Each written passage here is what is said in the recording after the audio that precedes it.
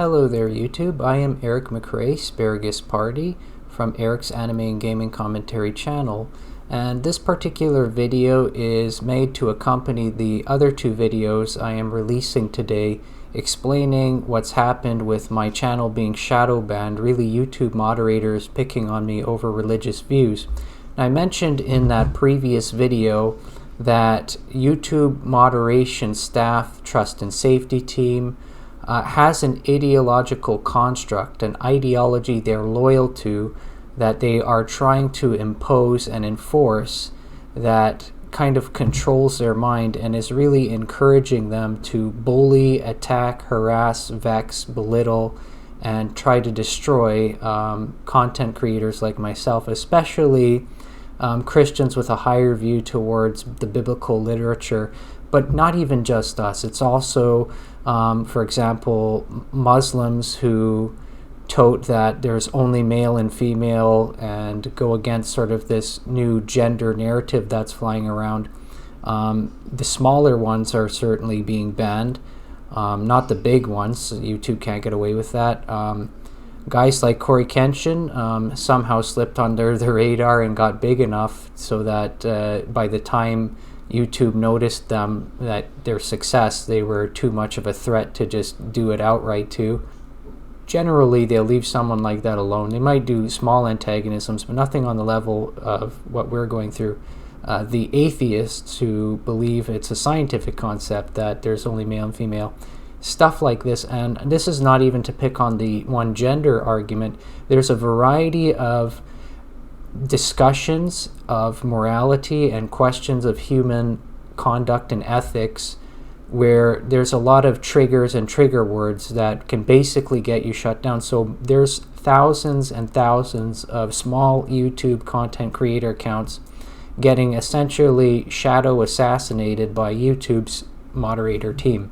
I hate to say it, but what they are essentially doing is really tantamount to a kind of intellectual holocaust, an attempt to unilaterally exterminate a section of the human creativity realm that exists on YouTube on a basis of perceived ideological threats in terms of what the trust and safety teams are perceiving as a threat to the ideologies they're loyal to their underpinning agendas. Now, this video is going to get very, very deep into some recent history. There will be naming of ideologies, there will be naming of social ideological terms, and there will be naming of historical figures. And that brings in the risk of misconception. And the risk of the misconception here is that the people watching this video are liable, if they have any amount of some portion of ideological components related to those historical figures or those terms in themselves, immediately feel that this is like an accusation to them. They are condemned, and now they feel the need to defend themselves and sort of have formed a potentially a false personal politic identity group thing going on with those characters, those terms. So I want to assure you, regardless of whatever you believe, you the viewer, whether you could be a Buddhist, a Christian, an atheist, a Muslim, you could believe this or that, or identify whatever way, nothing in this video is designed to condemn you personally. The only grudge I have of any begrudgedness in this video is really against the excessive control freaks, these kind of insane moderator types. If that's not you, you and I probably are more likely to get along rather than fight one another, though of course those same moderators would like us to fight one another. Now, I'm going to get into the ideology of these people in a second, and it's going to make it incredibly clear for you why they pick on the people that they bully and pick on, especially why they pick on Bible-believing Christians so ferociously in particular. It will make a very dark scene lit up and very visible. So the ideology of the YouTube trust and safety teams, the moderator teams, is none other than a belief system called Darwino-Marxism. Long story short, Darwino-Marxism, the ideological view adopted by most of our YouTube moderators, is a combinative synthesis of the philosophical applications of Charles Darwin's survival of the fittest with Karl Marx's Communist Manifesto principles. Both of these are traumatic and problematic in a lot of ways, but let me first talk about the Marxist element, the communistic element. I have a physical copy of the Communist Manifesto right here in my messy room somewhere, buried under some papers. I also have the copy that's digital that you can access easily from Marxist.org. I've studied the manifesto in detail, read it probably way more than 10 times, and hyper-analyzed it and broken down its sentence structure and meanings. I also directly studied its influence on the events that happened with the Soviets and the numerous massacres in Russia and the artificially created famines, its same effect in Red China and the regimes associated with the likes of Mao Zedong, and all these various other horrific events caused wherever this name of communism was implemented, and verified that, you hear these pro-communist Marxist people saying, well, that wasn't real communism.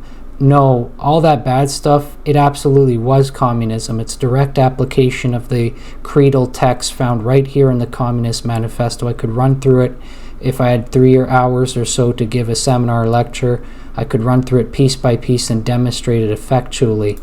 The groups of people saying that document is not related to everything we're going through on Earth right now are two groups of people. One, uneducated, ignorant people pretending to be educated who don't want to own up to the fact that they're actually quite, as far as this topic is concerned, uninformed. And the other group are just the liars of the Marxists who know exactly what they're doing and are intentionally deceptive. Regardless, those of us who have studied it are not confused at all. Communist Manifesto, Chapter 2. Undoubtedly, it will be said religious, moral, philosophical, and juridical ideas have been modified in the course of historical development, but religion, morality, philosophy, political science, and law constantly survive this change. There are besides eternal truths such as freedom, justice, etc. that are common to all states of society. But communism abolishes eternal truths, it abolishes all religion and all morality. Instead of constituting them on a new basis, it therefore acts in contradiction to all past historical experience. Now, this is a very loaded statement. There's a lot here, and if you're paying close attention, you'll already immediately understand how a statement like this creates an ideological group with an interest in discrimination against particular peoples. However, I can assure you the matter gets more complex in its larger form than it's made out to be in a present glance at this text right here, and I'll explain that immediately after I get into the basis of this here. So, something I want to highlight is this part right here, eternal truths. You want to pay very close attention to how the Communist Manifesto defines eternal truths with these words: freedom, justice, and it says they're common to all states of society. In other words, normative social forms, normative social states, or rather normative humanity. And I find that part almost kind of strange and ironic. It just seems that they wanted to take this extra measure to make sure you really understood what they were saying here, because if they ended it at saying we abolish these eternal truths, freedom and justice, the word eternal truth would have eclipsed all religion anyways. Concepts like the biblical faith of what you might call Christianity, Jesus, Son of God, and all that, concepts of various other religions, whatever it would be, they all purport to be a profession of an eternal truth. So if you say you abolish that, you abolish these things. But then they made it very clear, religion is abolished. So for those of you who are Christians of any sense, and you dare say in your video you believe Jesus is the Son of God, or whatever you believe, or maybe you're potentially, this would affect Muslims too as well.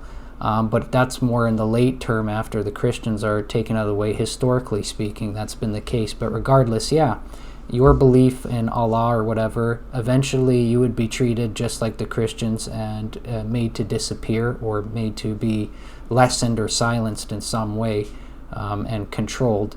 And anybody with a statement like that. Morality is another important word. Again, obviously, morality implies a lot of things. You think about the 10 Commandments of the Bible. Don't murder, don't steal.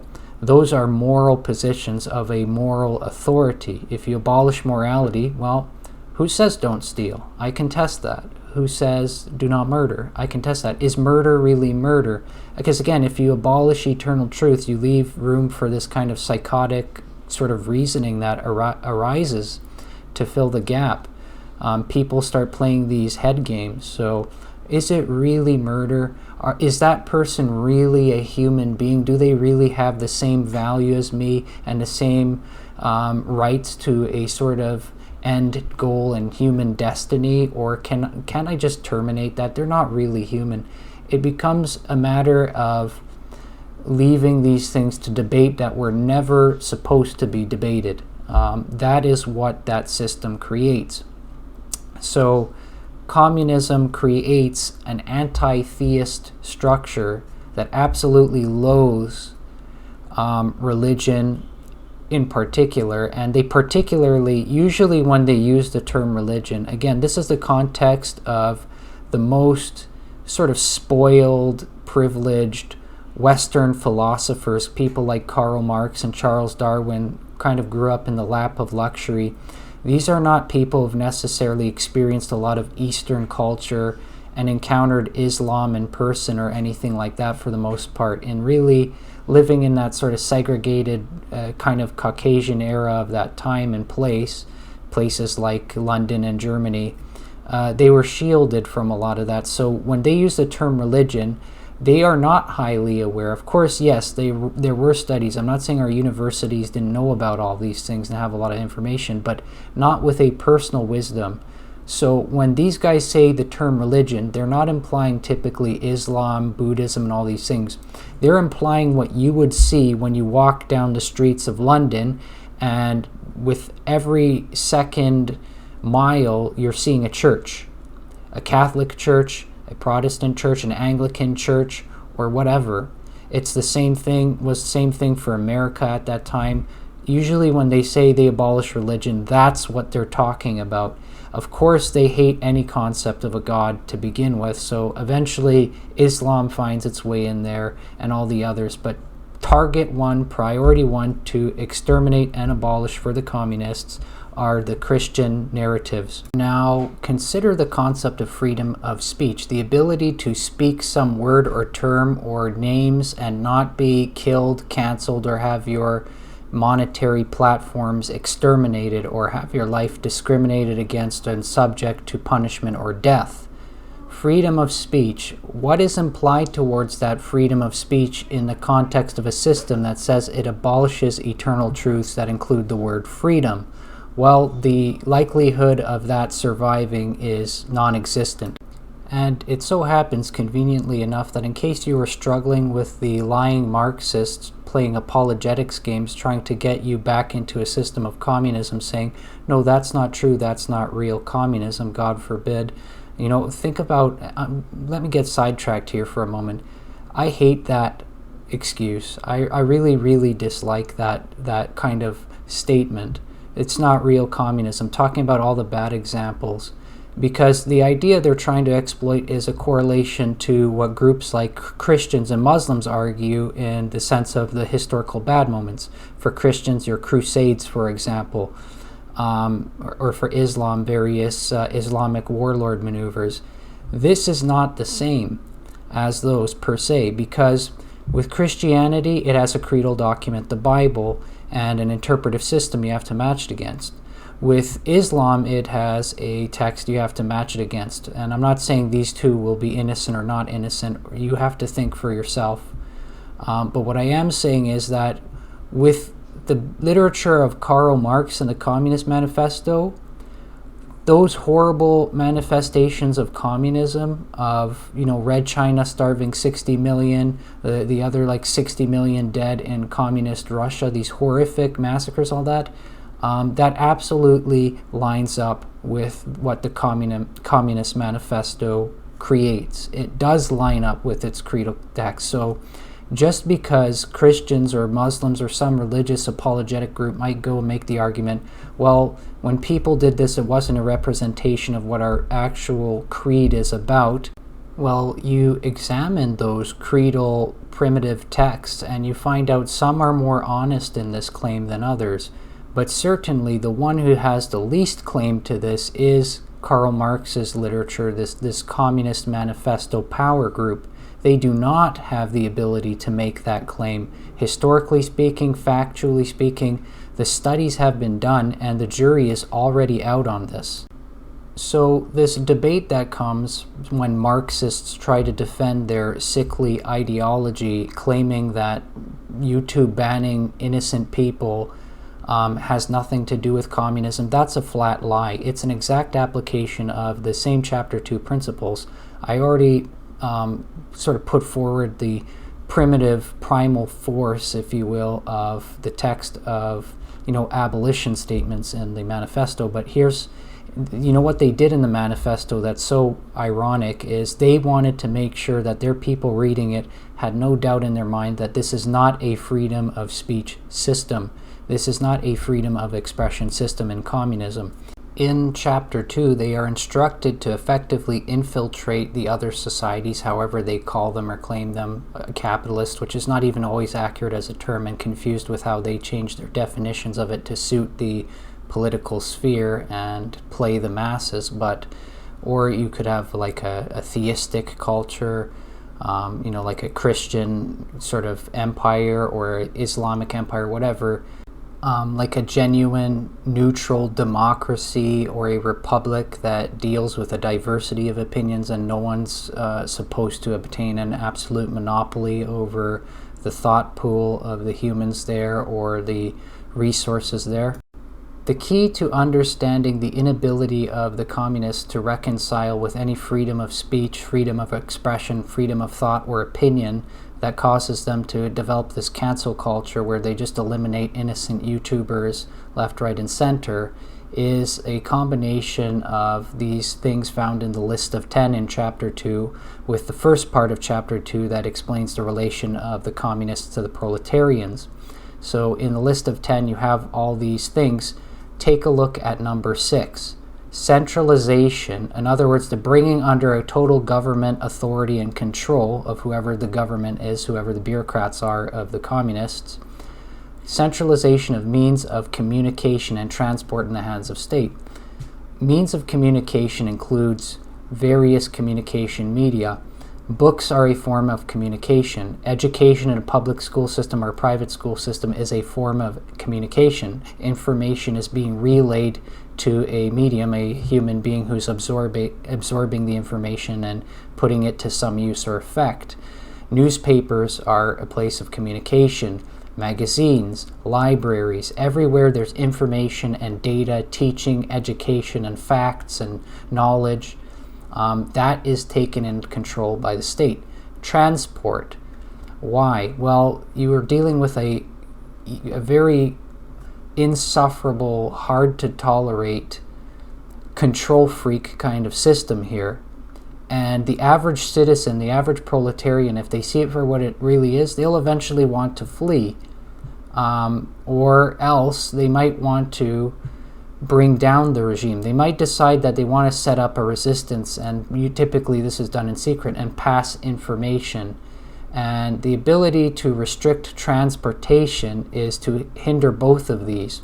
One, the people that are in this system can't simply escape. They don't want to free the slaves, so to speak, because there's all these border patrols and high border controls trying to keep people locked in, but as well as the ability to have all these unreasonable searches of police officer forces on the road of people going about in a car or transport, and especially probably why they hate any concept of allowing a synthesis of both public and private transport and want only public transport, is because, you know, somebody could be, you know, driving a car and in the trunk are a bunch of banned books, you know, Bibles, or it could be the Quran in some phases, or whatever it is, or my YouTube videos, or whatever you've got in there.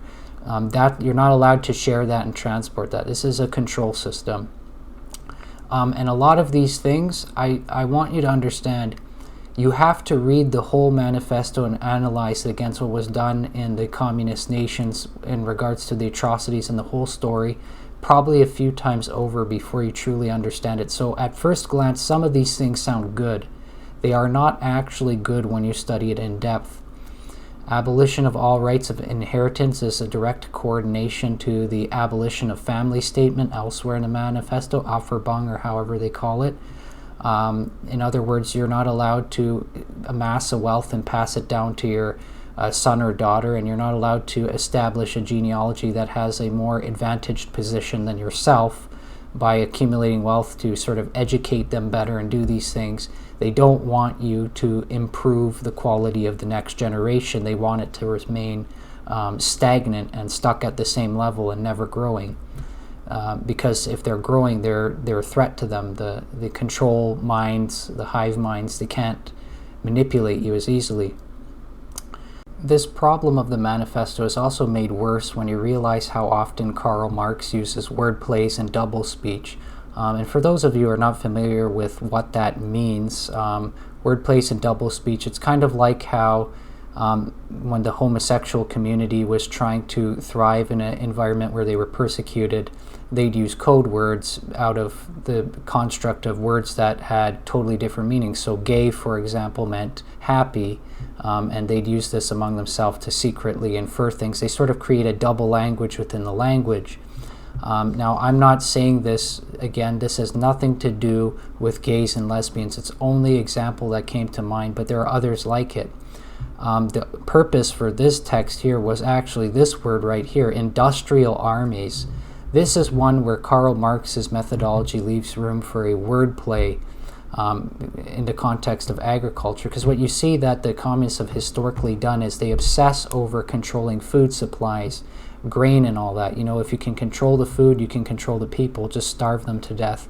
This is why they've done so many artificially generated famines. And what I personally suspect this is actually saying is kind of a usage of a wordplay myself. Not everyone's going to agree with that. That's fine. So classically, we hear industrial armies and we think of the workers, you know, the workforce. It's like I used to work in apartment buildings where I saw these guys had this hat advertising the name of some workforce, you know, 20,000 strong workforce, you know. But you can actually double that to mean literal armies in the places of the industry.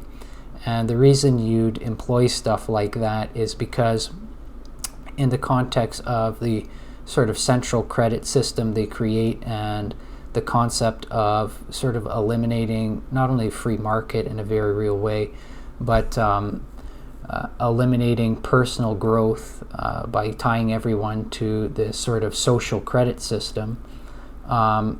You know, what would be the motivation to work if you just get credits by default, not tied to the work you've done?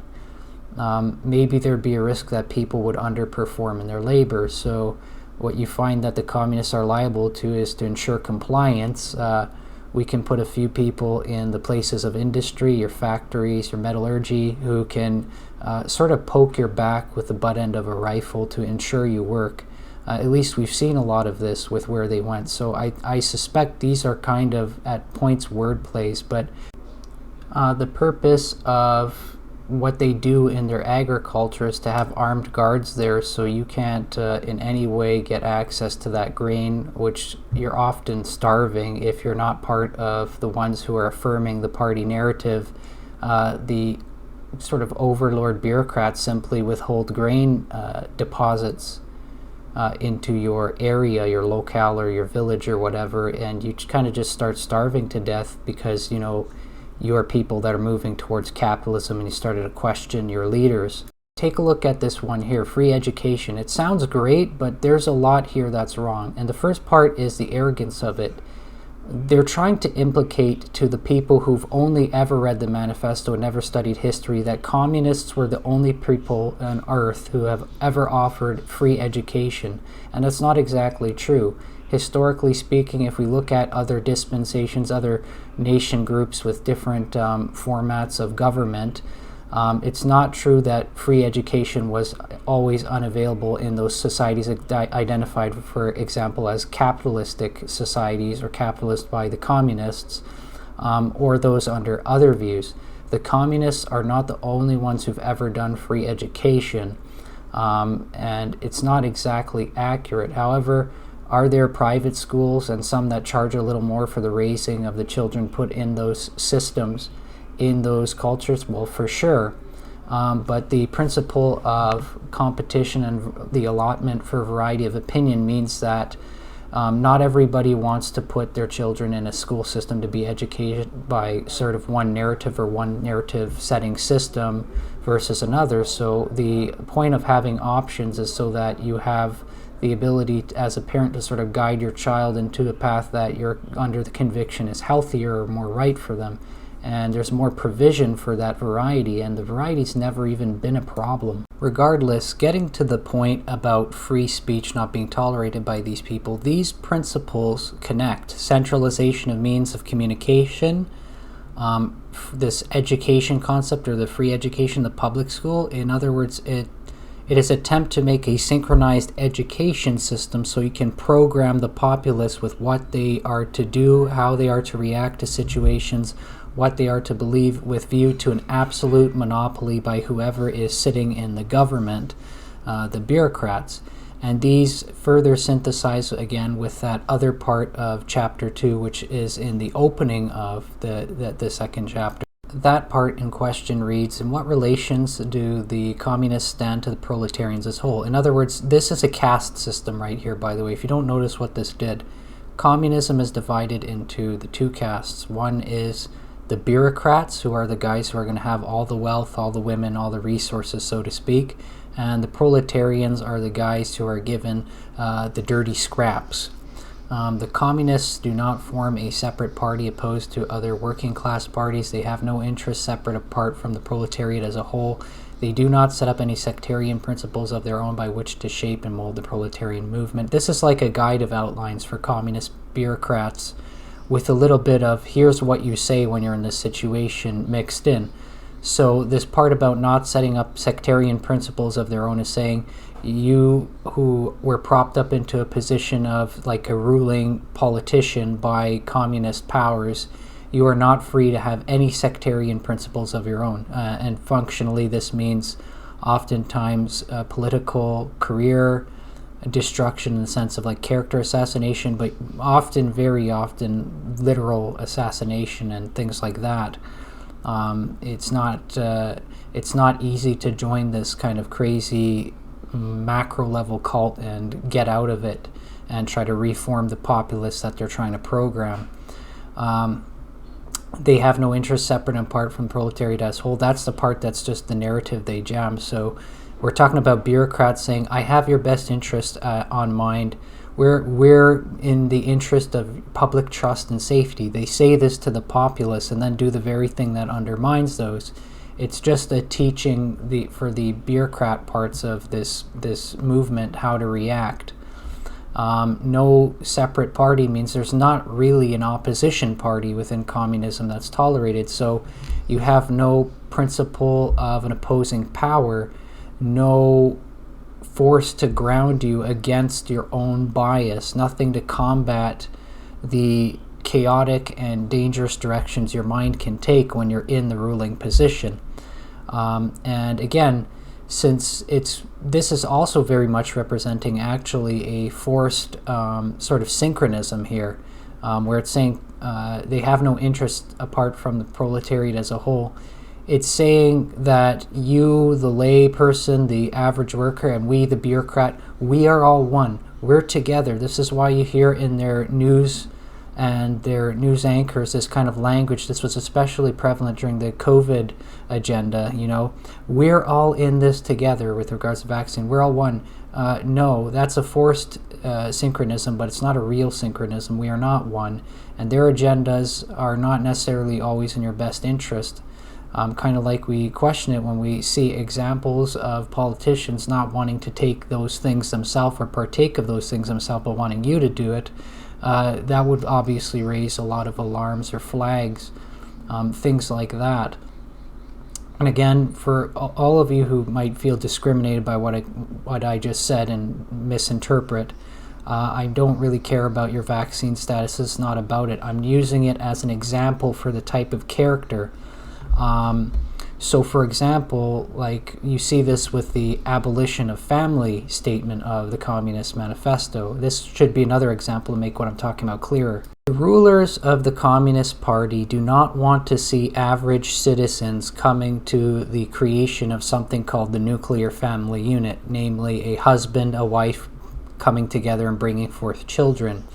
They loathe this kind of concept because, or rather the part of it they loathe is that they know the parents are going to start raising those children in individual life lessons and particular learnings that they've gained from experience.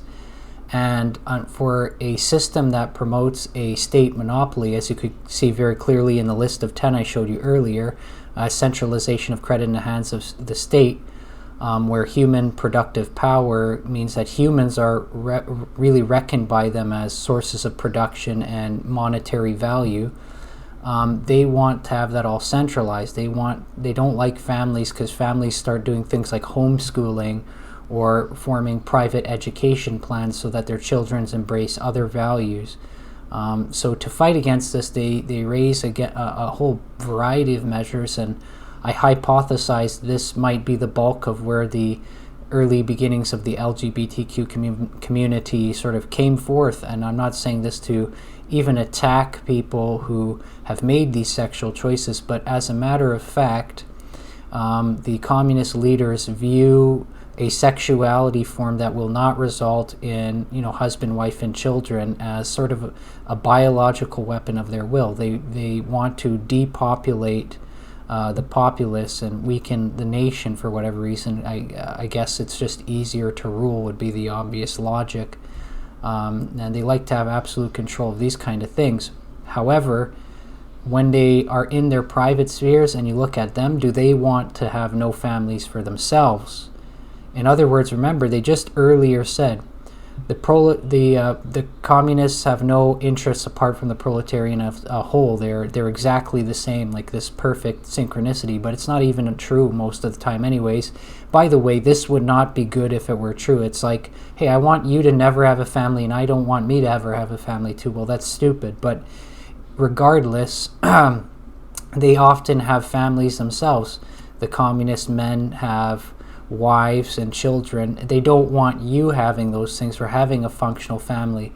And if they can't get rid of family, they'll accept small concessions. So they'll accept the bringing in of a lot of cultural programming through television programming and various other things, cultural media, public school, things that are specifically designed to prime with the predictive cognitive factors understood by a variety of psychologists, predicting the emotional systems and base reactions based on many hundreds of years of cumulative study.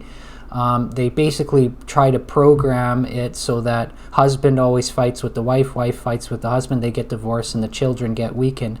They want to create a culture where it's impossible to create a progressively strengthening culture of families and a family of families. They do not accept that concept. So if you're trying to do anything of the sort, they are your sworn enemy for it. And in that sense, it's kind of interesting. So though what they implement and do sort of sounds like a more governmental-based system in terms of like a bureaucracy, in a very real way, it functions very much as a sort of royalty or monarchy. Effectively, the only like a really top-down survival of the fittest monarchy that's absolutely deplorable and corrupt and even worse than previous monarchies, where the ruling agents see themselves as needing to be always portrayed as superior to you on such a level that they cannot even functionally tolerate you to exist in any healthy state for very long. The bureaucrats are able to control the information flow, so basically they always control what you see and are educated in and exposed to, allowed to learn at all times. They subject it to filtration based on their personal preferences and their mutually agreed preferences of what's outlined in the Communist Manifesto, according to however they negotiate that. There is still quite a bit more information that I'll get into, but you can see why they wouldn't want a person like me to have any kind of web presence. They wouldn't like a video like this. They don't want you to possess the information of who they are, what they're about, and what they're doing, because when you look at it, what it really represents is a ideological manifestation of a sort of extreme high control group elitist cult with a superiority complex. They need to rule over and control everything you can learn, see, mind, and do, so that you serve as the proletariat, the slave class, and an object of fulfilling the needs of the reigning bureaucrats, the master class. It's a caste system through and through. That's exactly what it is.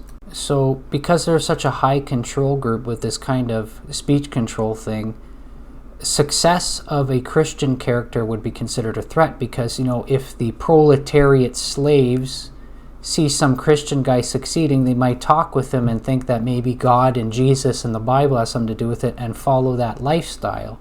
And they do the same for any lifestyle they consider a threat to them. They just start antagonizing those persons based on the presumption that, which is probably correct in some senses, of passive influence will somehow eventually influence people to mimic the lifestyle and assume genuinity of it, the lifestyle that they consider themselves threatened by. Though scientifically there's no evidence for anything really being more harmful than what they're doing. It's kind of crazy how these people like to play God about what ideologies are allowed or disallowed, and try to control this. I'm sorry the videos ended up this long, but it's really just that massive of a subject. I really want to get into the Darwinist side of things, of how that wing affects the whole picture and makes things even worse, but I'm still stuck dealing with the teachings of communism and Karl Marx to an extent. So something you should know about Karl Marx is that he absolutely is a racist.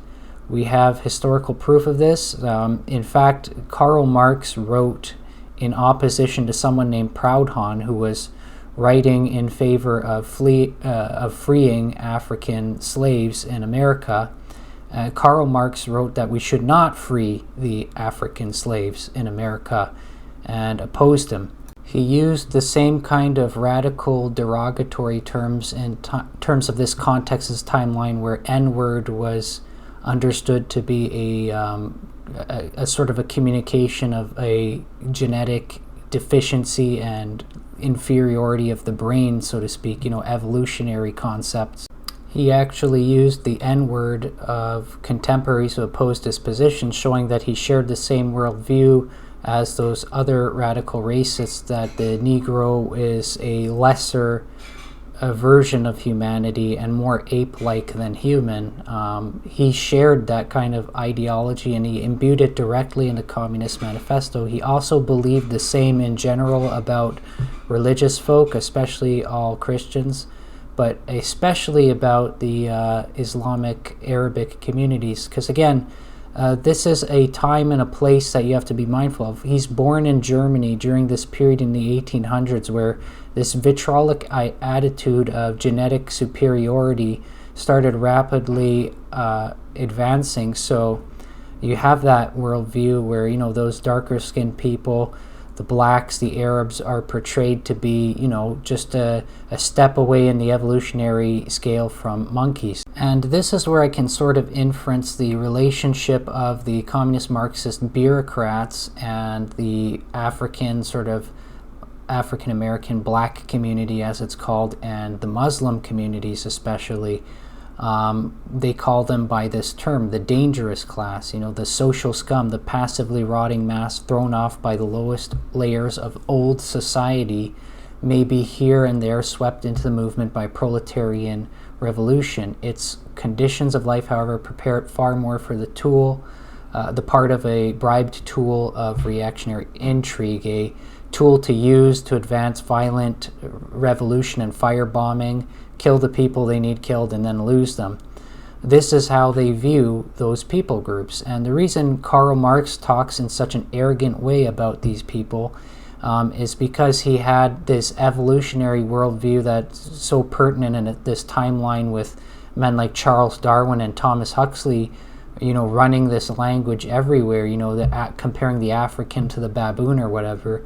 Of course it gets imbued to somebody who was a big fan of Darwin and really attending a lot of his lectures and imploring evolutionary concepts, or merging them into his own worldview, that the concept of the struggle, survival of the fittest, the class struggle. It's all in the basis of a shared, united narrative and worldview of these kind of guys for the same purpose, which is always to prop up this group that just happens to be a bunch of racist white intellectuals, or so-called intellectuals who look down on everybody and hate Christians too. What is the role of the Darwinist element of the equation? And again, this is a fusion, Darwino-Marxism. There are those who are just Darwinists and not necessarily Marxists. There are Marxists that are not necessarily Darwinists, but although I think the majority have these two views in common. But well, if you don't understand it at first, you'd be making the mistake of seeing Darwinism, this concept of human evolution, as a mere concept of a biological origins theory. That's not exactly how it works. The concept of human evolution is very tied to morality as well. And it's very useful for the communists in a lot of ways. Of course, they'd want to implement this. So the problem with a system like communism is, while it is almost perfect if you want to establish a sort of thuggish, corrupt bureaucracy, control freak power group, those people still tend to have some kind of conscience created in their soul that they have to struggle with, something that makes them feel guilty when they treat others like garbage. And it helps when you have narratives that suppress that and make them feel, make them encouraged to have an easier time separating themselves to a view that they are more human, or not even above human, therefore you're kind of a lower life form. They can just make godlike decisions that affect your life and justify it through that. So what Darwin introduced through evolution what Darwin introduced through his evolutionary theory concept affected philosophy of morality in all the nations round about. This is why Germany turned out the way it did, because it accepted Darwin's concept wholesale and came to the conclusion that there is no God, only a natural evolutionary process, and that we have degenerate forms bulking down the process and slowing it down, that we need to either enslave and use until they die or get rid of, ergo the Negro and the various others that were interpreted to be lesser humans, to be imposed into this slave class, if you will. And of course, how do you think they view the people who hold an ideology they want to abolish? Darwino-Marxists, because they want to establish this communist thing, abolish religion, abolish all these other things. Well, they start having this discussion among themselves that the people who are still religious on the earth are mentally ill or deficient. They have a genetic deficiency in the brain that makes them weaker or less intelligent, which is a blatant lie, but it's intoxicating because it appeals to the depravity of a superiority complex, which feels empowering, an addiction to the feel of empowerment, if you will. That's kind of what these people are very subject to.